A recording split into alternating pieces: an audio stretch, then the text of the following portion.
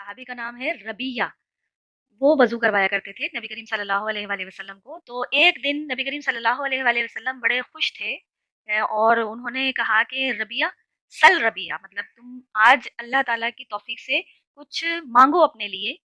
تو ندام اعوذ باللہ من الشیطان الرجیم، ربیہ جو صحابی تھے انہوں نے بغیر کسی بات کو سوچے فوراً اللہ کے نبی کو جواب دیا کہ یا اللہ مجھے جنت میں آپ کا پڑوس چاہیے.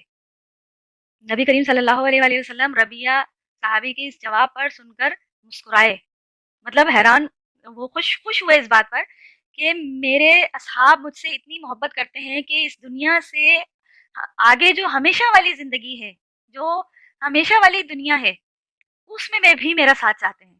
جیسے انڈین لوگ ہوتے ہیں نا، وہ کہتے ہیں ساتوں جنم تک تمہارا ساتھ ملے، تو وہ ان کے لیے 7 جنم ہوتے ہیں. لیکن ہم جو مسلمان لوگ ہیں، ہمارے لیے جو آخرت کی زندگی ہے وہ ہمیشہ کی بقا ہے، ہمیشہ کی زندگی ہے، اور ہمیں وہاں پر نبی علیہ السلام کا پڑوس جو ہے وہ اس کی خواہش مند ہونا چاہیے. تو نبی کریم صلی اللہ علیہ وسلم نے کہا کہ ربیہ کچھ اور مانگ لو، مطلب اتنی بڑی چیز مانگ رہے ہو. تو ربیہ صحابی نے کہا کہ نہیں، مجھے تو بس جنت میں آپ کا پڑوس ہی چاہیے اور کچھ نہیں چاہیے، مطلب غلام ہے لیکن دنیاوی مال و متاع کی خواہش مند نہیں ہے. دنیا کی چکا چوند، دنیا کی زینت، دنیا کی جو شہوات ہیں، اس سے دیکھیں کس طریقے سے انہوں نے اپنے آپ کو بری کر رکھا ہے، اپنی خواہشات کو آخرت میں حلال کرنے کے لیے سنبھال کے رکھا ہوا ہے. تو نبی کریم صلی اللہ علیہ وآلہ وسلم نے کہا کہ ٹھیک ہے، تو پھر تم کثرت سجود سے میری مدد کرو، مطلب میں اللہ کے حضور تم سے جنت میں اپنا پڑوس تمہارے لیے بک کروانے کی کوشش کروں گا، لیکن تم بھی کثرت سجود سے میری مدد کرو. سے مراد یہاں پر یہ ہے کہ عبادات میں جو ہے وہ اضافہ کرو اور اللہ سے سجدوں کے اندر دعائیں مانگا کرو. تو سجدہ جتنا لمبا ہو سکے کیا کریں، اور وہاں پر عربی میں جتنی دعائیں یاد ہیں اللہ سے مانگا کریں، کیونکہ نبی علیہ السلام نے فرمایا اللہ کا بندہ سب سے زیادہ جس پوسچر پر اللہ کے قریب ہوتا ہے، جس کیفیت میں اللہ کے قریب ہوتا ہے، وہ ہے سجدے کا پوسچر جو بنایا جاتا ہے کہ اپنی تمام کے تمام نالج والی پیشانی، اپنی انا، اپنی ناک زمین خاک آلود کر دی.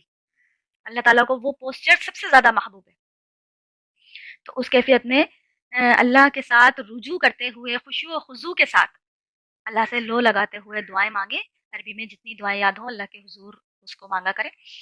تو یہ دعا مجھے اس لیے پسند ہے کیونکہ دنیا میں جو سب سے بڑی دعا ہے نا، اس کے اوپر بین لگا دیا گیا ہے. سب سے بڑی دعا کیا ہے کہ دنیا میں کوئی یہ دعا مانگ لے کہ یا اللہ مجھے نبی بنا دے، نعوذ باللہ. تو یہ دعا جو ہے یہ اس کو بین کر دیا گیا ہے، ممنوع ہے، یہ فاربڈن ہے اسلام کے اندر. یہ دعا نہیں مانگی جا سکتی. کوئی بھی شخص اپنے لیے کتنا بھی متقی پرہیزگار ہو جائے لیکن وہ اپنے لیے یہ دعا نہیں مانگ سکتا کہ اسے نبی بنایا جائے. نبی علیہ السلام کی ختم نبوت کی برکت سے پہلے بھی یہ دعا بین تھی. اس ٹائم بھی کوئی جو ہے وہ اللہ سے دعاؤں میں اپنے آپ کو نبوت کا درجہ نہیں مانگ سکتا تھا. ہاں اللہ تعالیٰ جس کو چاہتا ہے چن لیتا ہے، اس کے اعمال کو، اس کے طریقہ کار کو، اس کی نیت کو، اس کی خلوص کو، اللہ سے محبت کو دیکھتے ہوئے. اس کے بعد جو سیکنڈ نمبر پر دعا ہے، جو دنیا اور آخرت کی تمام تر کامیابیوں کا سمجھ لیجیے بون ہے، ریڑھ کی ہڈی ہے، بیک بون ہے سمجھ لیجیے. تو وہ یہی دعا ہے کہ اللہ تعالیٰ جنت میں ہمارے نبی کا پڑوس ہمیں مل جائے. یہ ہے سب سے عظیم ترین دعا. تو یہ مجھے بڑی پسند ہے. سب لوگ دعا مانگا کریں، ایک دوسرے کو بھی اپنی دعاؤں میں یاد رکھا کریں.